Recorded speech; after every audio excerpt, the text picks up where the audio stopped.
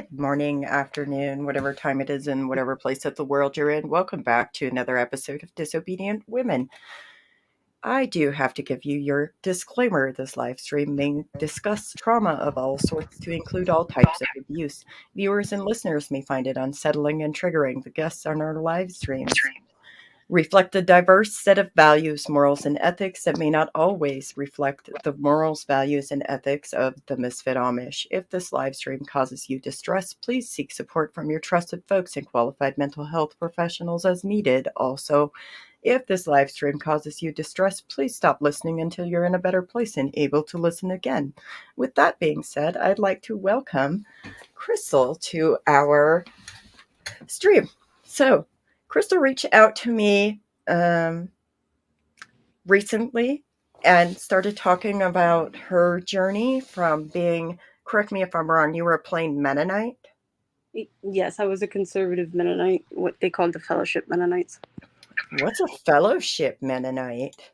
It's this specific brand of Mennonite, because there's the Mennonites, but then there's brands of Mennonites, Yeah. I mean, you like would have to come from the Mennonites, I think, to know specifically what fellowship means, and I'm not sure how to explain it because I don't think I understood it. Okay. So, like, I guess, like, I'm wondering if that's like the same type of, like, is it like nationwide fellowship, or like, is it like the same thing as that? Because I recently like read a book called Building from Dust and Ashes that is about like old order Mennonite culture a little bit, and nationwide fellowship Mennonites, if I remember right. Mm-hmm. Yeah, my parents came from like the old order Mennonites and pretty much went to the nationwide fellowship Mennonite or whatever. Oh, well, that's interesting. Yeah. So you were a nationwide fellowship Mennonite. Shall we show a picture of this? We got pictures. Yes, please. Let's go here. So, like, I found it very interesting because she shared these pictures, and there's such a vast difference. And then there's this one, and I'm just like, oh my God, like, that's like a whole different person. So, how did you get from point A to point B?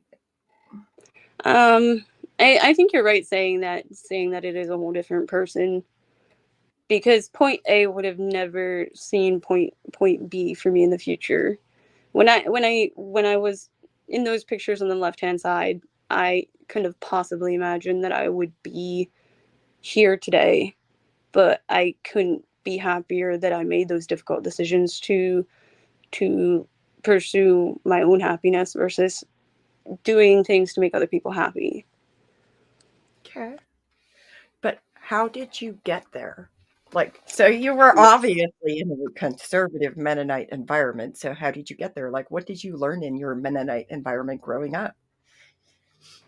Um, there was a lot of values that I do still value, such as like working hard and not complaining about your work and taking responsibility and all of that I did, like, I do carry forward today. But there was also other things like learning that there's let's say consequences for doing things that aren't wrong, because I would always have these questions like, why can't I wear white socks instead of black socks, for example? White socks are only for men? I'm not. Yes. I mean, I'm just Yes. asking. Was that a thing? No. I'm trying to think. I think they kept men's socks black actually too. Wow. Yeah. Just wow.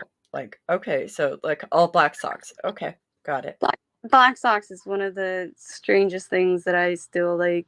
People want to know what it's like to live in a cult, and I'm just like, I mean, you're directed down to the socks you wear. Can I share one other interesting thing that I learned? Sure. As a Mennonite, Uh-huh. apparently elbows are sexual. like this. Yeah, yeah. Oh my, you should Let you should just cast out that eyes, right? Like, my bad. no, no, no. I had to pull my sleeves down. My sleeves were up too far. Yeah. You were, yeah, I yeah, was that's pushing boundaries there, like you're seducing some going people with my elbows.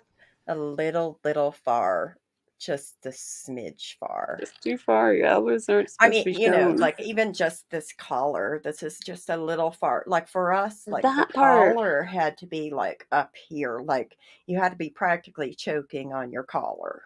I tend to forget about making our own clothing and stuff like that. But that's true. How far away is your collar from your neck? Like, is it too wide, or your sleeves long enough? Is the length of the skirt long enough? Like, Uh huh. I do remember the head covering thing though. That in particular had rules too. Uh There huh. was rules about that and how large they should be and the placement on the head and how visible they should be. And Uh huh. mm-hmm. So you said something interesting when we had a conversation yesterday, and we were talking about this having this live stream. But one of the things you were talking about is being conditioned to think that we have to protect people that abuse us. Do you want to expand on that today? Or is Yeah, that certainly. something we should steer away from? I'm certainly open to talking about that because I think that that's one of the traumas that I carry forward, even though I feel like a brand new person, like a wholly different person than I was back in the day. Is like when we get into relationships out in the world, like normal relationships, and we realize that. I mean, I guess even in the cult, because I was married, I did have a husband in the cult, and things were not great there, so it was dealt with silence. It was you taught to swallow that and not share that with anybody because of and just carry that shame of being in a place where you're helpless. Are you saying you felt shame because you felt like it was your fault that you were being treated that way? Saying shame, I think because of the wider community. Because, mm, for example, when I left, like I know, like the ministry of my ex husband's church was reaching out to him and making it an issue and calling it a crisis. And I know, like it would have been announced at church that um, Crystal left her husband and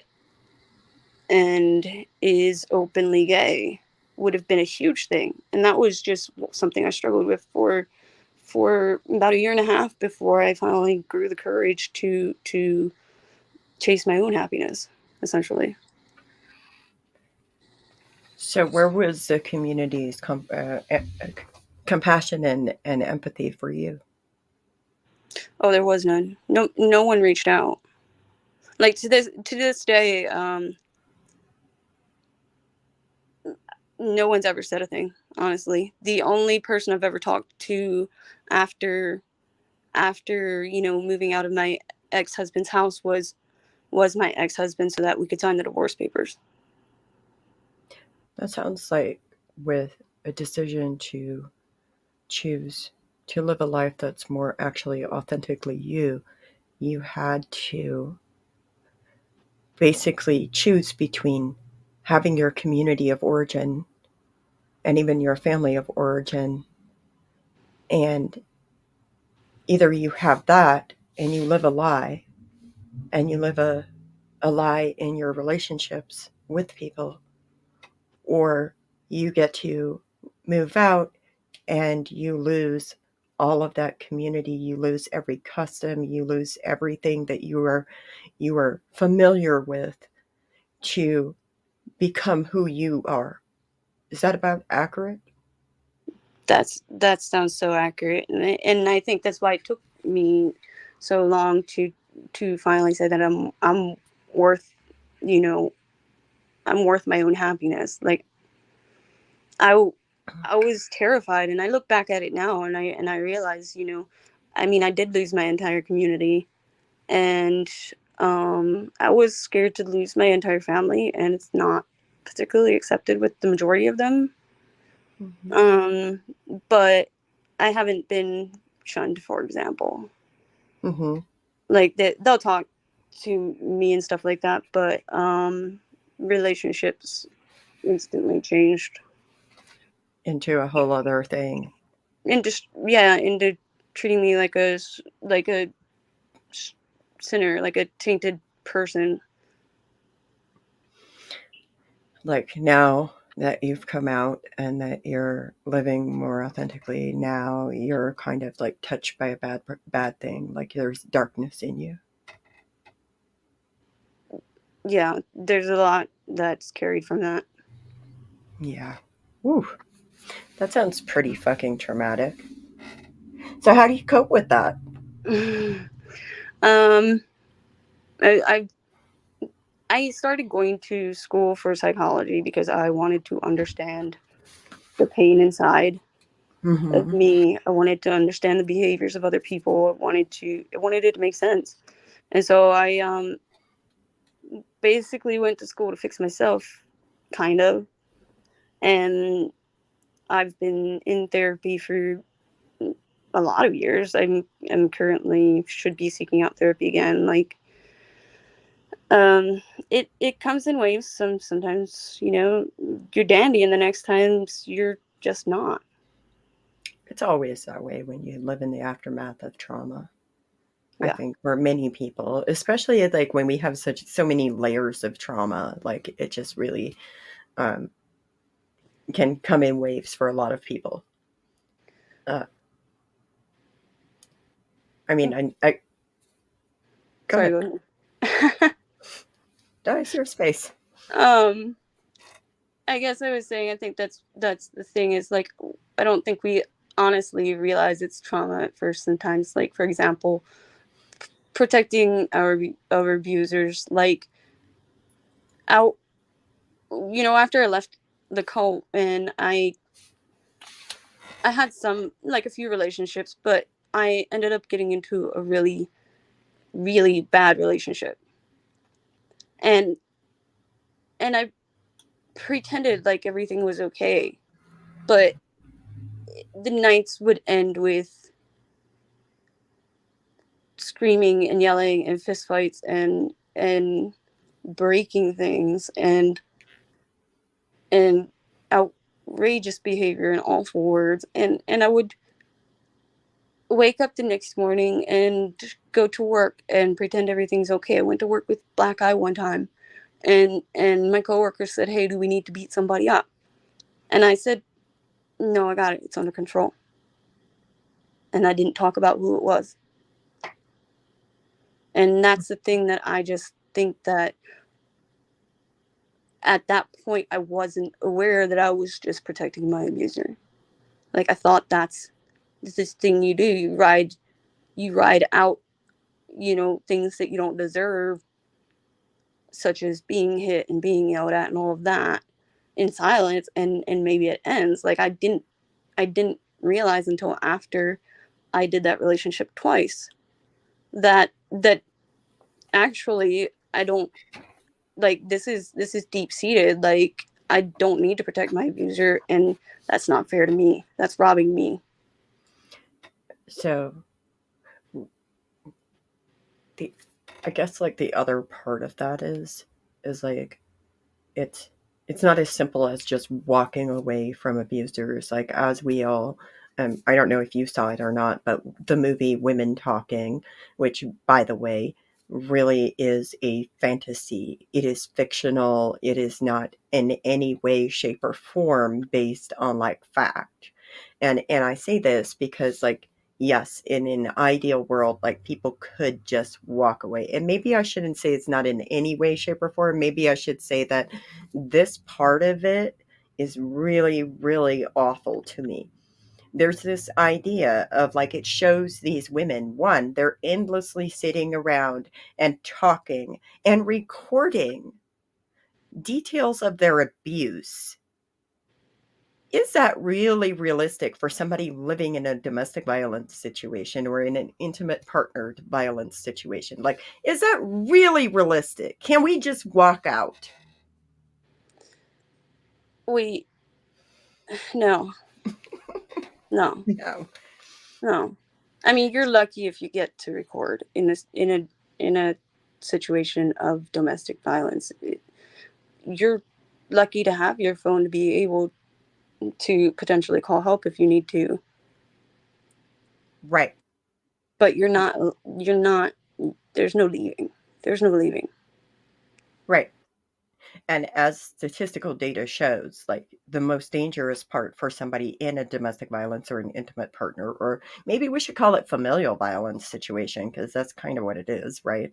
Mm, Um, in those types of situations, like the most dangerous time often is when the person tries to leave. yeah. And we know that. Yeah. So I guess like for you, like what would you say, like what message do you think that movie sends to the world in at large if it's showing these women just sitting around talking endlessly? Like that's Well, I can't say I've seen the movie, so I can't say for sure what type of synopsis I would give. But hearing what you said, that isn't an accurate representation of how it goes. no, it's not. For me, that was like my takeaway is like, first Mm, off, this is fictional. This is fictional. It's sending mm, out like inaccurate representations like about this, right? And yeah, yeah, and to your point, the most dangerous time in a domestic violence situation is when you try to leave, and and that certainly rings true for me too.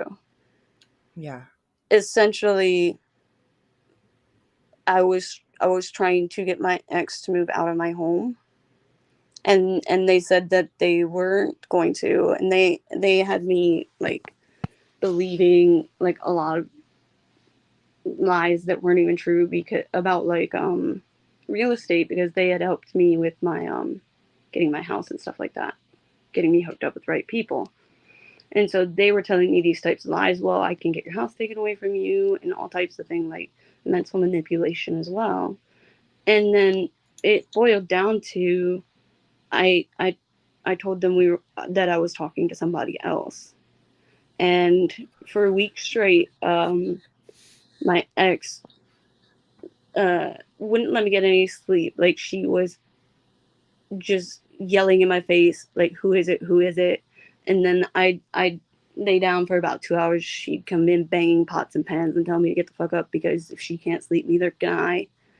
And and it boiled down to, um, one night I was desperate and I put my phone on record, and I tried my best to get away from her, but she took my keys and a kitchen knife and chased me down. And luckily, I had it on video. She ended up getting arrested, and had to move out with the help of cops, because there was a domestic violence. I mean, a protection order and a what do they call it? A criminal stay away order. yeah. Yeah, so she Restraining had to order. come collect her Restraining stuff. order. Yeah, restraining order during the criminal case, and she had 15 minutes to collect her stuff and get out of my home then. But I was kind enough that while she was like locked up, I like packed all of her things that I knew was important to her, put them in her car so that the car could be driven away with all of her stuff, so that she could have most of her stuff in 15 minutes and wouldn't need to give up like everything. Hmm. And I was kind enough to do that, but like I didn't need to do that. Like, part of me wonders why I did that, because she didn't deserve that. Like, she had literally chased me down with a knife and and took my car keys so that I couldn't leave, and all of this stuff. And yet after the fact, I'm here like, oh well, let me do this for her yet. Yeah. Because the thing, I think the thing, and this may be true for you, it may not, but the thing for many people is abusers don't abuse us all the time.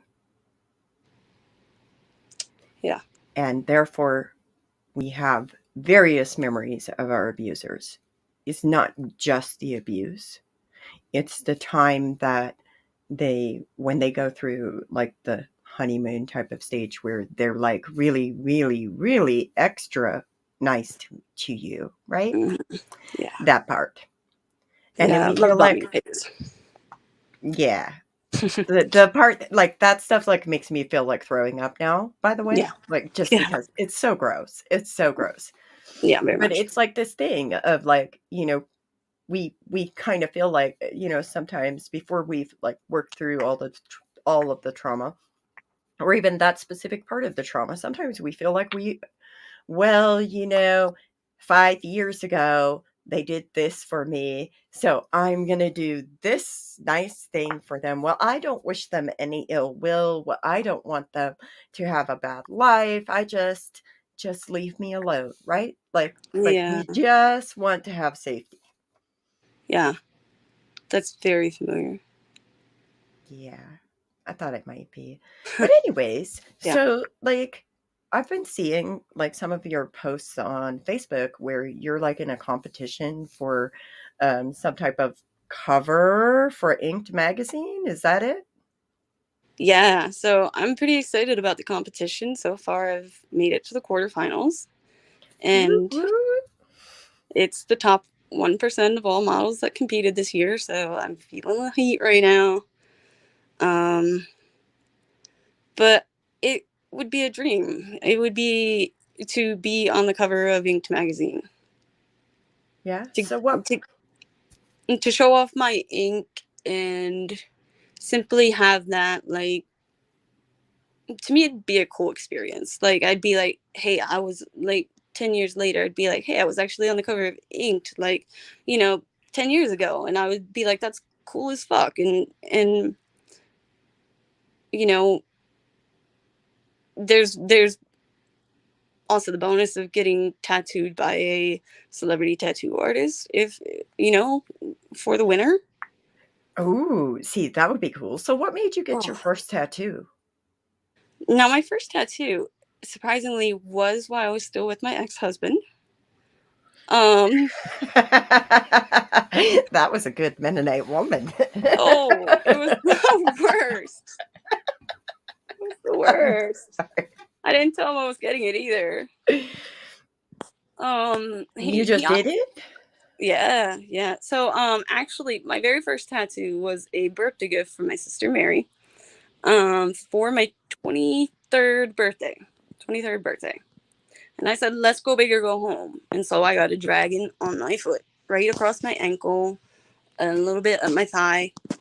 And I just thought it looked really badass, especially when you wear heels.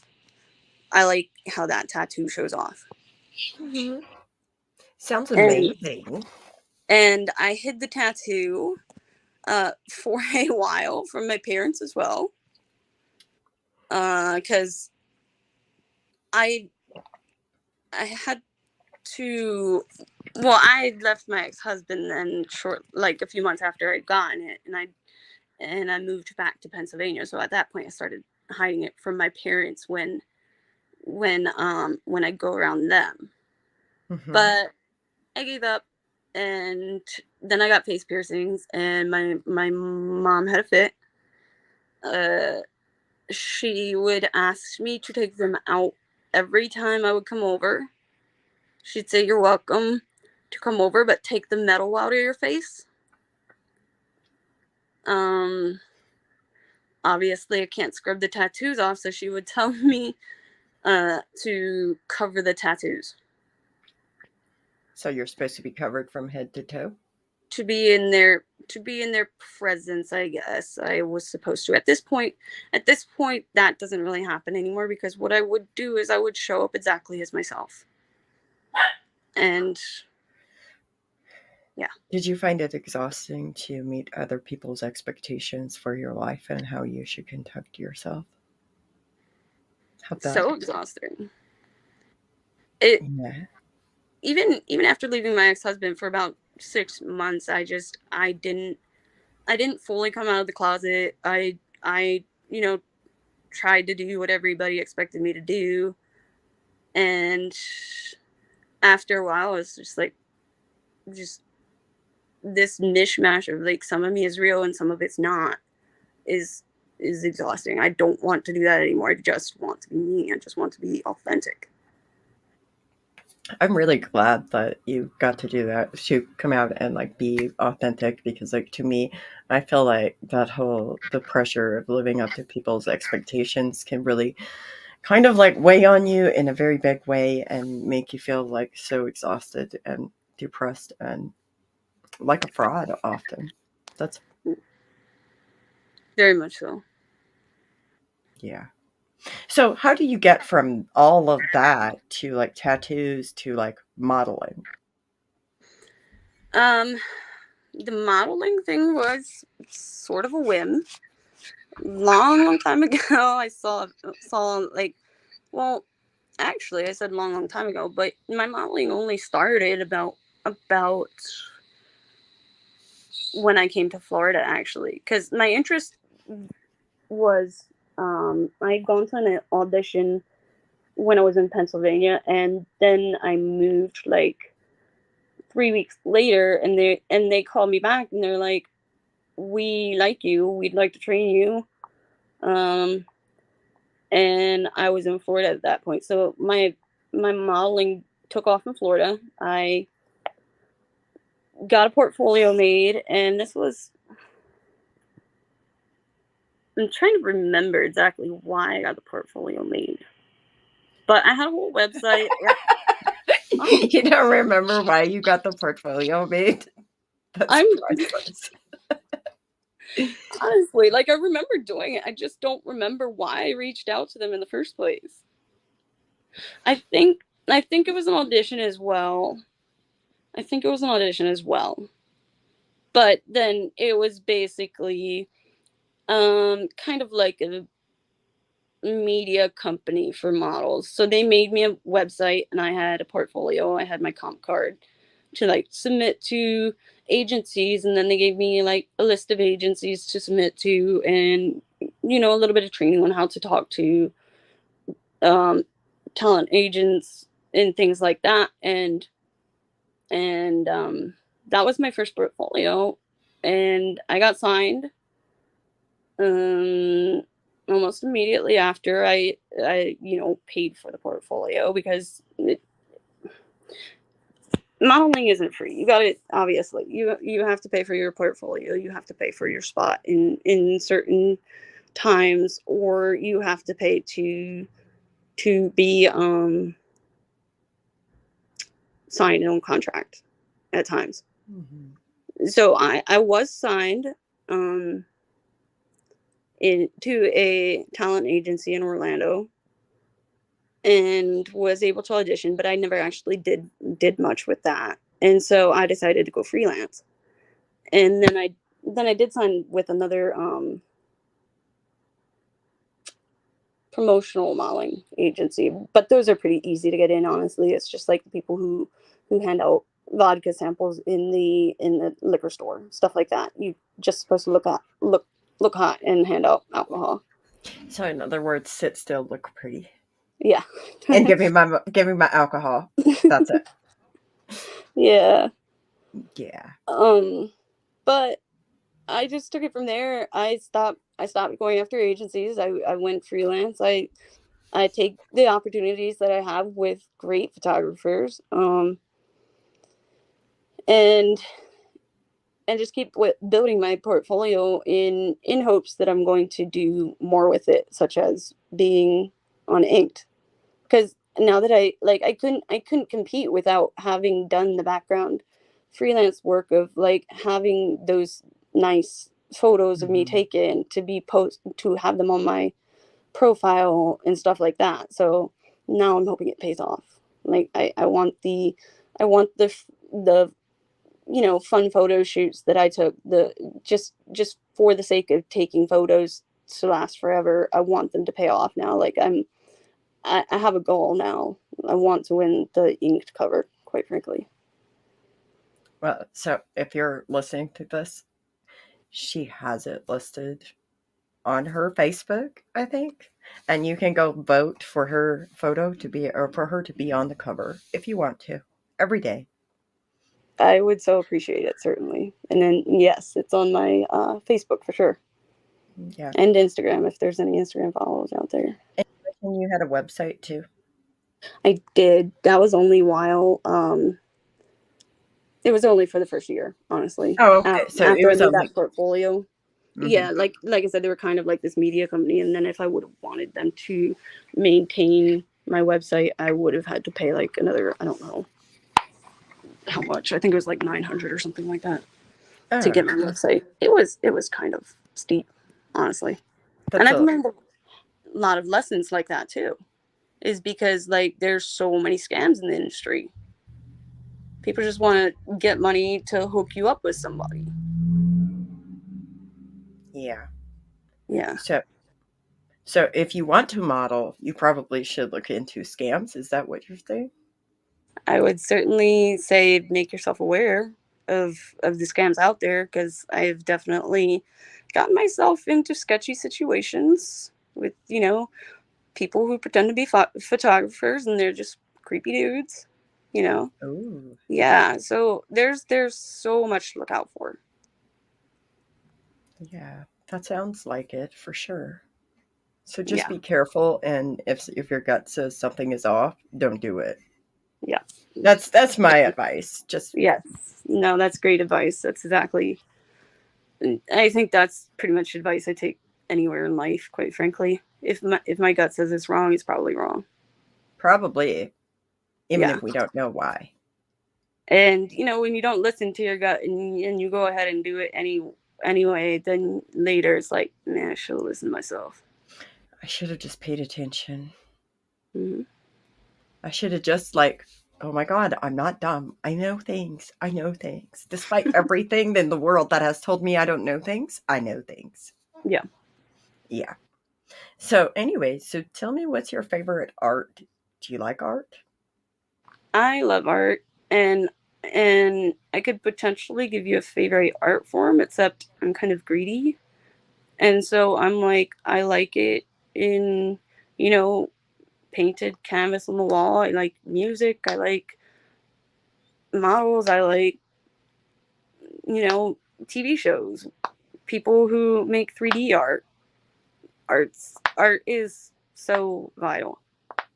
Well, and art is also so broad. It encompasses so many varieties of different art forms, like even modeling is an art, TV shows is an art. Like there's just art forms in so many different ways. And even when you start talking about art to hang on the wall, you can have different mediums. You can like yes, it's not limited to one single box and it has to be in this box. Yes, I love being outside of the box type of person. Yeah, me too. It's kind of great. Yeah, yeah. So do you have a favorite song?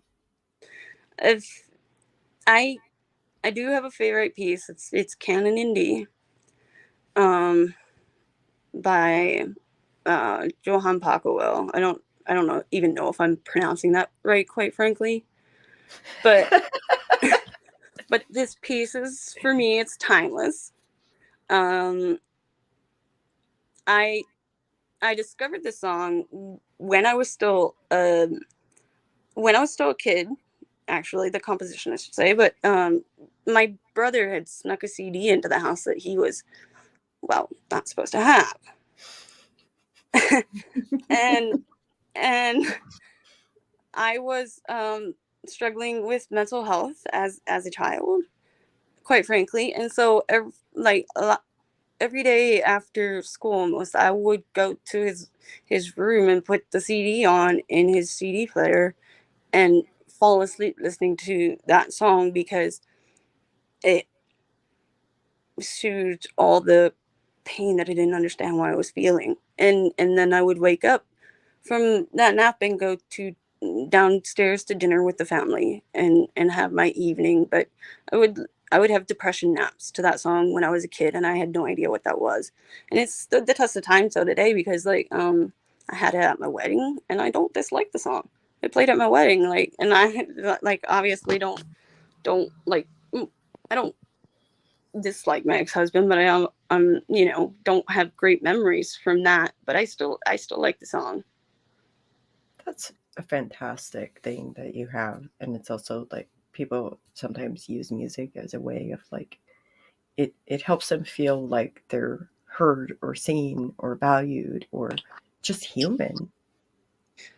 Yeah, and it plays so much into the mental health too.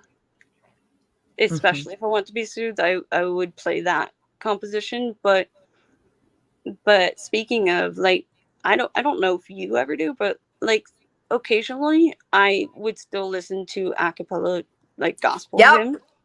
Yep. Yeah. I do. I And do.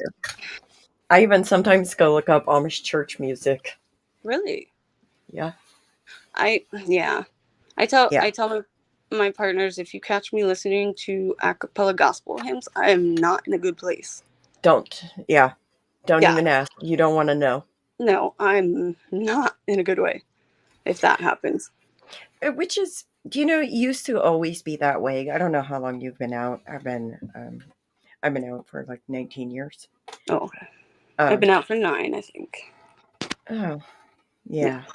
Got a Yeah. decade on me. Hey, it is what it is. But anyways, like I mean it used to be that way where it was like if I'm listening to that, I'm in a bad place, don't talk to me. Like there's still Yeah. like one song that is like that. Hmm. Um but typically like sometimes it really just depends. Like you can just look at my face and tell like, my resting bitch face is great, Hmm. It's just I'm always thankful. present. Uh-huh. Hmm. And as long as it's present and I'm listening to like that kind of stuff, then probably blah, blah, I'm in a bad place. But like Hmm. I would say in the last like 5 years, it's really gotten a lot better to the point where like it'll just be soothing to me. Like it's so Is it? dumb. Like it's comforting. Like I wouldn't even say it's dumb. It's just it makes sense because that's how like we sought comfort as like children, and now as adults we have to rediscover like what brings ourselves comfort and what shed that which does not resonate within us. Hmm. Hmm. That's I can see it bringing comfort. Like I will listen to, for example, Pentatonics. Um, Mhm. they're a great group, and obviously a cappella, but it's not the a cappella that we were familiar with Oh back then. no. No, not remotely. So like listening to their a cappella of gospel hymns is actually comforting me. Yeah.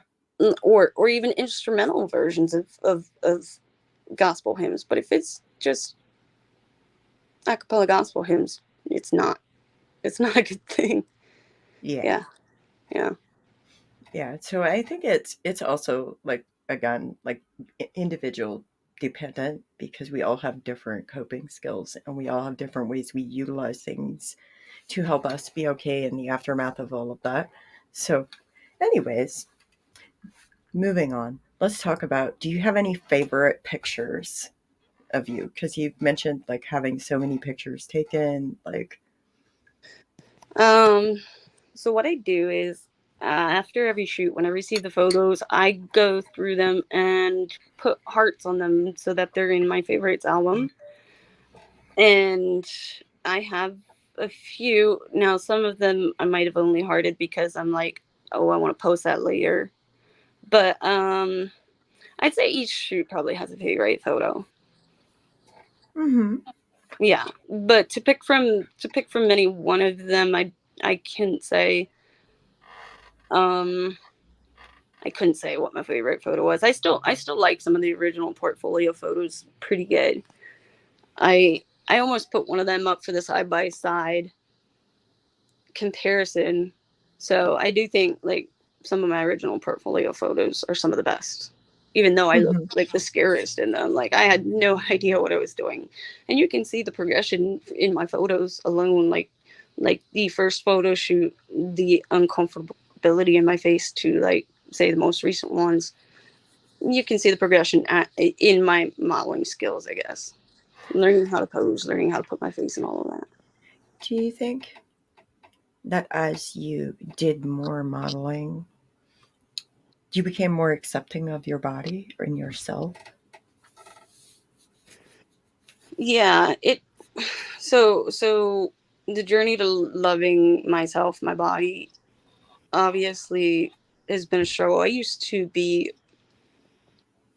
um close to 200 pounds. Like, I've lost 60 some pounds, and actually that weight gain and weight loss was directly related to being silenced and suppressed in the Mennonites. And as soon as I left and started doing things for myself and like making sure I was eating healthy, of course, but I was happy and I just shed that weight immediately. That's But not gonna lie, I did forget where I was going with that point. Oh, I was talking about self-acceptance and how like modeling like played into that, and like, Right. body comfort and autonomy and all of that.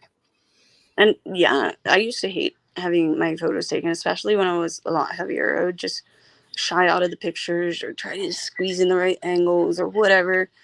But I've done nearly nude and nude photo shoots at this point, and I'm certainly comfortable with my body. I think modeling has a large part of that because it's seeing myself in a different way. Like, just to imagine myself like on the cover of Ink is to see myself in a different way. Because you know how you pass magazine rack and you check out whoever's on the cover and have a passing thought. Mm-hmm. But that passing thought would be about myself if I was on the cover, and I would see myself in a different light. and Mm-hmm. and that's what modeling has done for me, I believe, is to make me more comfortable and proud of who I am, more open and authentic about it. Yep. Yeah. That sounds like it has been a great coping skill for you. It yeah, it does help, surprisingly. Wow. That's pretty powerful. So what keeps you modeling? That part or something else? That part, seeing myself in a different way. But Oh, also, I mean, I think that's exactly what keeps me modeling, quite frankly, because I see the photos come through and I'm like, oh damn, like that looks good. that was me? Yeah, like shit, I can look like that. Yeah. So yeah, that's probably what keeps me modeling, quite frankly, is is that seeing myself in a different way.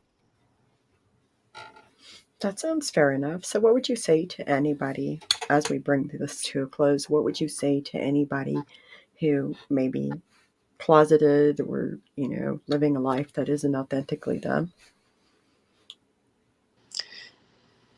It's the scariest thing in the world, but it has to be done. Like, you have to live authentically if you want happiness. It's You have to just be true to yourself, because otherwise, like, it's not going to get better. No, it really doesn't. Yeah. And, I'd like to add to that, like, the the one thing to our viewers and listeners, if like you are coming from that similar situation, um, being labeled as disobedient doesn't necessarily say bad things about you. Sometimes there are things that need to be broken. Traditions, silences, practices. Sometimes those things need to be broken. Marriage vows for me. I Yeah. just want to add that, like, you're never supposed to break those in the cult. Hmm. But yeah, something for me to be broken. Yep. Other things are made to be built. And, if you feel like you're broken, you can always put yourself back together in a way that maybe seems more fitting and more authentic to you. And I'd like to thank you for listening, and I'd like to thank you, Crystal, for being here and for sharing. I appreciate you. I appreciate all of you. And I want to thank our Patreon subscribers and the Misfit Amish for bringing this program. Have a good day. Thank you so much.